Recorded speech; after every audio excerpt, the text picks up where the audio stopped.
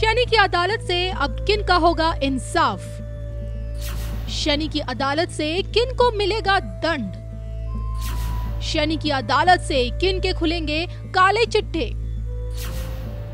शनि की पावर में योगी का दिखेगा अब कैसा रौद्र रूप? देखिए सिर्फ धर्म ज्ञान पर। नमस्कार, धर्म ज्ञान के दर्शकों का स्वागत है। मैं हूं आपके साथ कविता राणा। मेरे साथ मौजूद हैं आचार्य मयंक शर्मा जी। मयंक जी, स्वागत है आपका। धन्यवाद कविता जी। सभी दर्शकों को सादर नमस्कार। क्या मोदी की सल्तनत में यूपी के मुख्यमंत्री योगी आदित्यनाथ ने शनि का रूप धारण कर लिया है? क्या योगी शनि बन गए हैं? आज ये सवाल इसलिए उठाया हमने क्योंकि अगर आप गौर करेंगे तो बीते कुछ समय से यूपी को अपराधी मुक्त बनाने के लिए बड़े बड़े जो गुंडे माफिया थे उनका अब सफाया हो रहा है।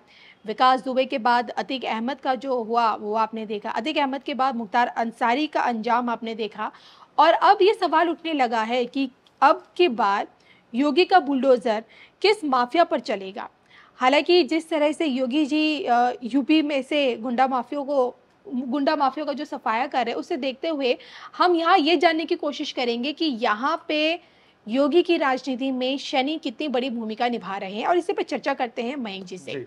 तो मयंक जी, मैं सबसे पहले जानना चाहूंगी, क्या मैं ये समझ लूँ जिस तरह से योगी जी जिस रफ्तार से उन्होंने गुंडा माफियों पर अपना डंडा, अपना बुलडोजर चलाना शुरू कर दिया है, क्या अब वो न्यायाधीश शनि की भूमिका में आ गए हैं? देखिए, उसके ये जो आपने प्रश्न उठाया है, यहाँ पर एक चीज समझनी पड़ेगी कि योगी जी की कुंडली क्या कहती है। क्योंकि ये जो कहते हैं ना कि व्यक्ति मनुष्य ग्रहों के द्वारा संचालित है जी। ग्रह हमारे ऊपर जैसा प्रभाव डालते हैं व्यक्ति वैसा ही स्वभाव का हो जाता है। अगर हम कहते हैं कि व्यक्ति नरम स्वभाव का है तो यानी कि इसके ऊपर शुक्र, बुध या बृहस्पति का प्रभाव है।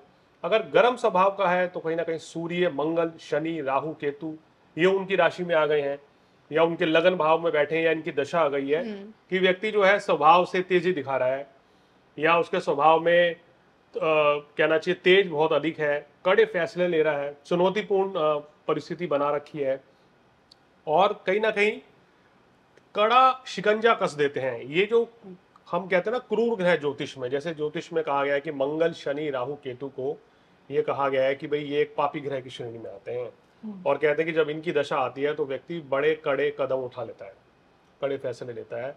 अगर योगी जी की कुंडली की बात करें तो सिंह लगन की कुंडली है और इनकी कुंभ राशि बनती है जन्म पत्रिका के अनुसार, जो हमें इंटरनेट के माध्यम से प्राप्त हुई है। तो अभी आप देखिए, सिंह लगन, कुंभ राशि, वर्तमान में शनि कहाँ बैठे हैं? कुंभ राशि में। हमने, अगर आपको याद हो, मैं एक साल पहले फ्लैशबैक में जाते हैं, धर्म ज्ञान के हमारे दर्शक भी जिन्होंने वीडियो देखा होगा, अगर आज वो वीडियो देख रहे होंगे तो वो चीज आपको देखने को मिलेगी। हमने पिछले साल ही इनके वीडियो में कहा था कि शनि को आप कुंभ राशि में आने दीजिए, योगी जी कड़े कदम उठाएंगे जी। और 18 जनवरी 2023 से शनिदेव कुंभ राशि में चल रहे हैं, और अभी वर्तमान में 2024 में भी कुंभ राशि में है।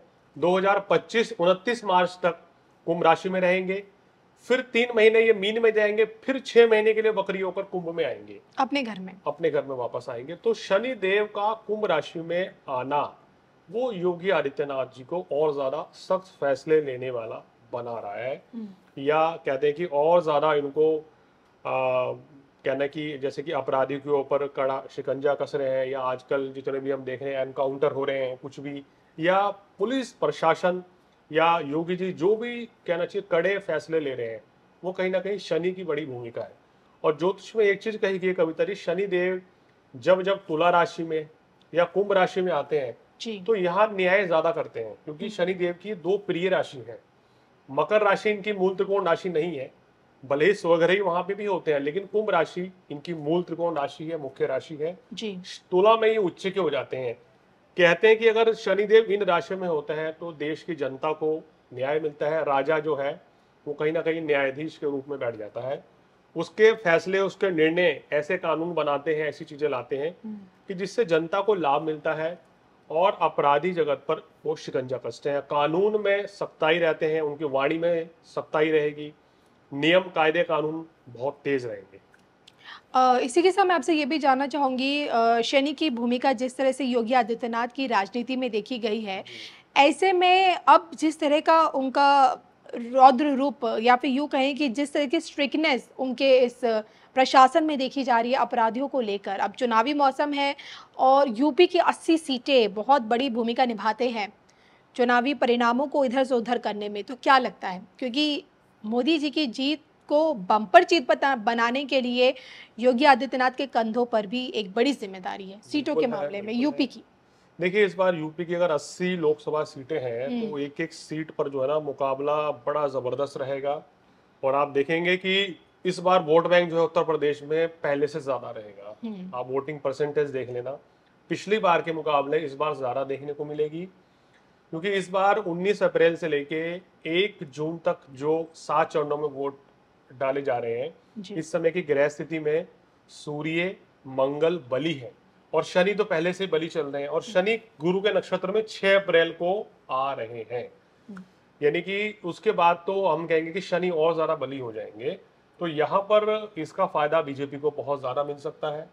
मोदी जी स्टार प्रचारक के रूप में हैं, योगी जी भी स्टार प्रचारक हैं, तो इन दोनों के ग्रहों भी एक दूसरे को सपोर्ट इस समय कर रहे हैं। यानी कि इस समय ये लोग जितना ज्यादा प्रचार करेंगे उतना ज्यादा फायदा बीजेपी को उत्तर प्रदेश में मिलेगा।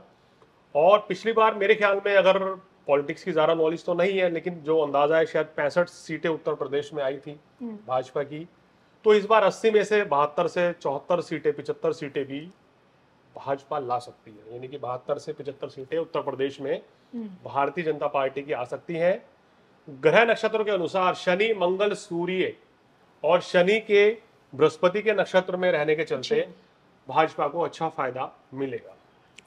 तो हालांकि कई लोग देखते भी हैं मोदी के बाद योगी को, कहा भी जाता है कि भाई एक चाय वाले के बाद दूध वाले की भी बारी आएगी। आपको क्या लगता है, क्या भविष्य हमें योगी आदित्यनाथ में हमारे देश का भविष्य सच में छुपा है या नहीं? कमेंट करके बताइएगा जरूर। और इसी के साथ मुझे और मयंक शर्मा जी को दोनों को दीजिए इजाजत। नमस्कार।